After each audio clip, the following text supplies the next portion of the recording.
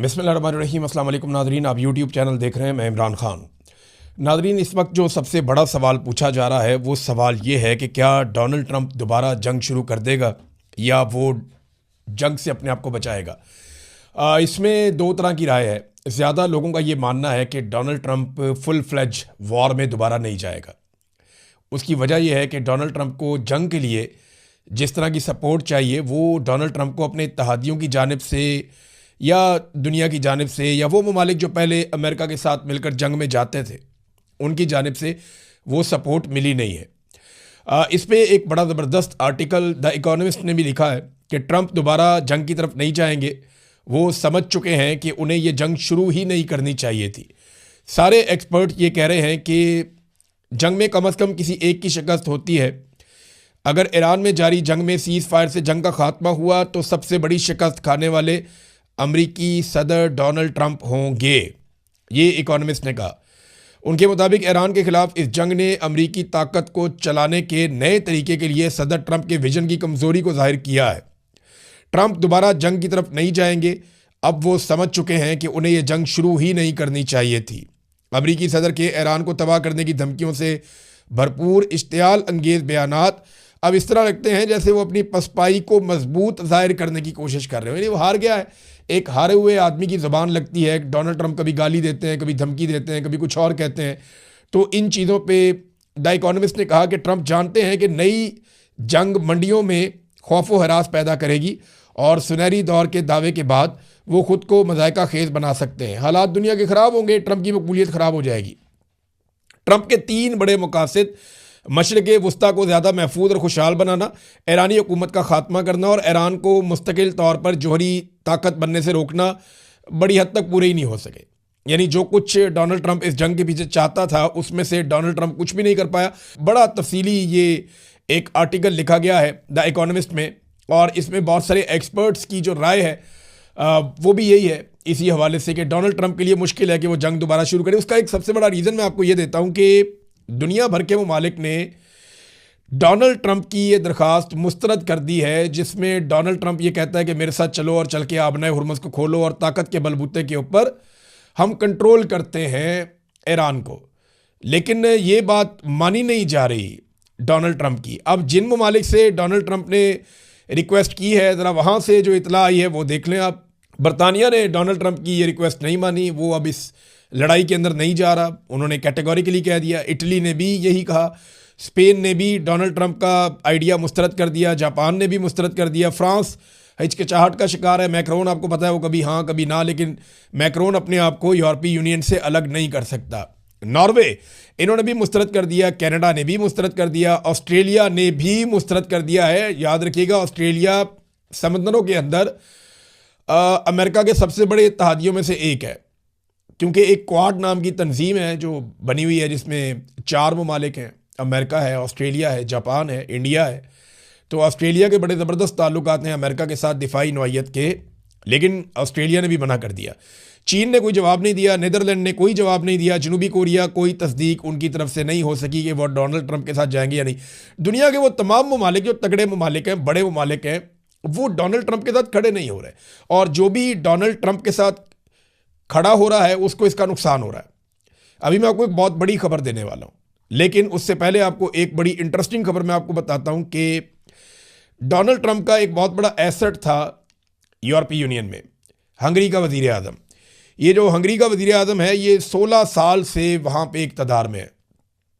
तगड़ा आदमी है ना, तभी तो इक़्तिदार में है, बड़ा मकबूल आदमी है और ये अमेरिका का बहुत बड़ा हामी है और डोनाल्ड ट्रंप की पॉलिसी के मुताबिक चलता है। तो डोनाल्ड ट्रंप का ख़ास आदमी है। जब पूरा यूरोपीय यूनियन डोनाल्ड ट्रंप के ख़िलाफ़ बोल रहा था या यूरोपीय ममालिक डोनाल्ड ट्रंप की पॉलिसी से इख्तलाफ कर रहे थे तो ये वो वाहिद आदमी था जो हंगरी का वज़ीर आज़म विक्टर ऑरबान ये डोनाल्ड ट्रंप की सपोर्ट कर रहा था। अब इसका इलेक्शन हुआ, इसके इलेक्शन के लिए बाकायदा जेडी वेंस को भेजा भी गया कि ज़रा सपोर्ट वपोर्ट करके आओ और अमेरिका ने पूरी सपोर्ट की है। अमेरिका का इत्तेहादी है ये जो हंगरी का वज़ीर आज़म था, लेकिन उसको बदतरीन शिकस्त दी है वहाँ के अपोजिशन लीडर ने और उसका नाम है पीटर। उसने शिकस्त दे दी डोनाल्ड ट्रंप के बड़े ज़बरदस्त हमायती को। 16 साल के बाद वो इलेक्शन हार गया और 2/3 अक्सरियत से वो इलेक्शन हार गया। देखिए, यूरोपीय यूनियन जो है ना वो पेद्रो के नक्शे कदम पे चल रहा है। पेद्रो एक नौजवान लीडर है और उसका ताल्लुक है स्पेन से। और स्पेन में अभी मैं गया था थोड़े दिन पहले, मैंने वहाँ के लोगों से पूछा, उन्होंने कहा जी पेद्रो बिल्कुल एक अलग तरह का सियासतदान है, वो रवायती सियासतदान नहीं है। वो सही को सही और गलत को गलत कहता है, चाहे उसको उसके लिए कोई भी कीमत चुकानी पड़े। ये वहाँ दावा किया गया, बहुत सारे लोगों ने ये कहा और वो वहाँ बहुत मकबूल भी है। लिहाजा डोनाल्ड ट्रंप का एक हमायती भी इलेक्शन हार गया। अब वहाँ पे जो दूसरी हुकूमत बनेगी तो जो कुछ हमायत थोड़ी बहुत ट्रंप के पास यूरोपीय यूनियन में थी वो भी ऐसा लगता है कि अब नहीं होगी। एक एक करके इत्तेहादी डोनाल्ड ट्रंप से दूर जा रहे हैं। मिसाल के तौर पे डोनाल्ड ट्रंप ने 2 बजे धमकी लगाई दोपहर के कि मैं इसराइल की हमायत से इनकार करने पर स्पेन के साथ तमाम तिजारत और ताउन ख़त्म कर दूंगा। यानी स्पेन को उन्होंने धमकी लगाई और 2 घंटे बाद जो है वो स्पेन का जो वज़ीर आज़म है वो चीन पहुंच गया। ट्रंप को वादे पैगाम दिया कि जनाब एक मुतबादिल भी मौजूद है, दुनिया में एक और सुपर पावर भी है, आप अकेले तो नहीं है। तो स्पेन अपने चीन के साथ ताल्लुकात बढ़ा रहा है। डोनाल्ड ट्रंप कहता है कि जो चाइना की गाड़ियां हैं वो यूरोप की मार्केट को तबाह कर देंगी और यूरोप की गाड़ियों की मार्केट को बर्बाद कर देंगी। देखें, ये कंपटीशन तो दुनिया में होगा।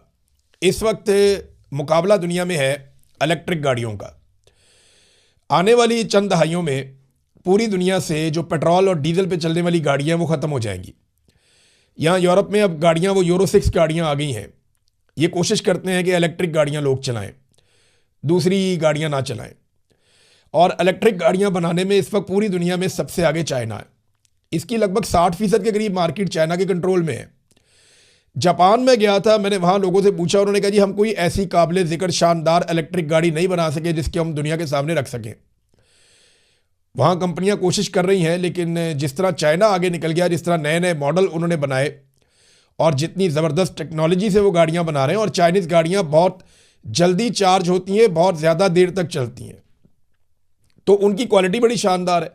फिर चाइना ने एक नई टेक्नोलॉजी में काम किया है, बल्कि उन्होंने ऑफर भी किया कि हम आपके मुल्क के अंदर जैसे पेट्रोल पंप हैं, इस तरह हम बहुत सारे एरियाज पेट्रोल पंपों में बना देंगे जहाँ बॉक्सेस पड़े होंगे, जहाँ पे आके कोई आदमी अपनी गाड़ी रोकेगा, एक बॉक्स निकालेगा और वो वहाँ रखेगा और वहाँ से एक बॉक्स उठाएगा जो चार्ज हुआ हुआ उसको अपनी गाड़ी में रखेगा और चला जाएगा। 500 किलोमीटर अब वो और जा सकता है। तो उनका ये फॉर्मूला है कि हम पूरे यूरोप के अंदर जगह जगह पे एक ऐसे स्टेशन लगा देंगे जहाँ पे बॉक्सेस पड़े हुए होंगे छोटे से। वो बॉक्स के अंदर बैटरी है, आपने गाड़ी में से अपनी बैटरी निकाली और वहाँ रख दी, वो ऑटोमेटिक चार्जिंग पे लग गई और वहाँ से एक बैटरी जो चार्ज है वो उठाई और गाड़ी में रख दिया, 500 किलोमीटर फिर चले जाए। तो इस किस्म की फैसिलिटी भी चाइना कह रहा है। तो चाइना बहुत आगे निकल गया। अमेरिका के बाद बहुत थोड़ी मार्केट है, दूसरे नंबर पे दुनिया में अमेरिका है, पहले नंबर पे चाइना है। यूरोप भी अब इलेक्ट्रिक गाड़ियां बना रहा है, लेकिन चाइना दुनिया की मांग पूरी कर सकता है। अमेरिका को इस बात का डर है कि चाइना अगर अपनी गाड़ियां ले आया तो फ्यूचर में चाइना को ही सारा पैसा मिलेगा और ये सारी इंडस्ट्री वो खा जाएगा। तो अमेरिका को ये प्रॉब्लम तो है। अब डोनाल्ड ट्रंप ने धमकी लगाई थी स्पेन को, स्पेन ने क्या किया वो आपने देख लिया। मैं अब आपको एक और चीज़ बताता हूँ। कनाडा के साथ अमेरिका के बड़े ज़बरदस्त दिफाई ताल्लुकात हैं और ये बड़े पुराने ताल्लुकात हैं। अब जो कैनेडियन हुक्मरान हैं उन्होंने बाकायदा एक स्टेटमेंट दे दिया।